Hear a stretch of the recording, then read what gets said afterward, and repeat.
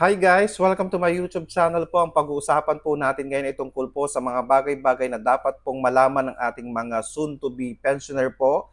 Ayan guys, ating mga SSS members po na malapit na pong mag-pension, dapat alam po ninyo ito. Una, dapat meron po kayong 120 contributions po bago mag-file ng inyong or mag-apply ng inyong retirement po. Siguraduhin po ninyo na naka 120 contributions po kayo or more.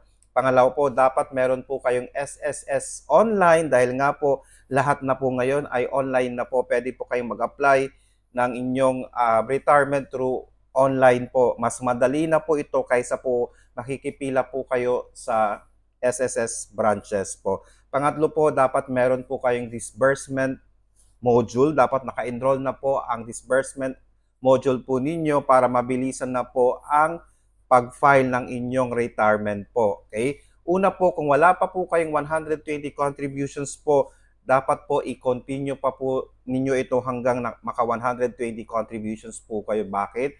Dahil sayang naman po ang monthly pension po ninyo.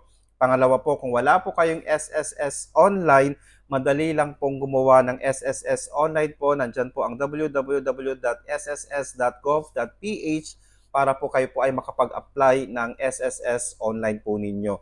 Pangatlo po, kung wala pa po kayong enrolled disbursement module, pwede po kayong humingi ng letter of introduction or LOI sa SSS at dadalhin nyo po ito sa preferred bank po ninyo.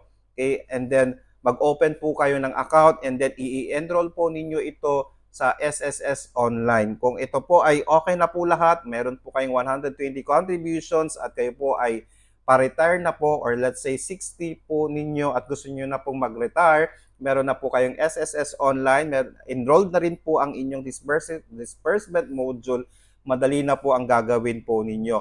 I-click lang po ang application for retirement po at i-click na lang po yung mga nandyan.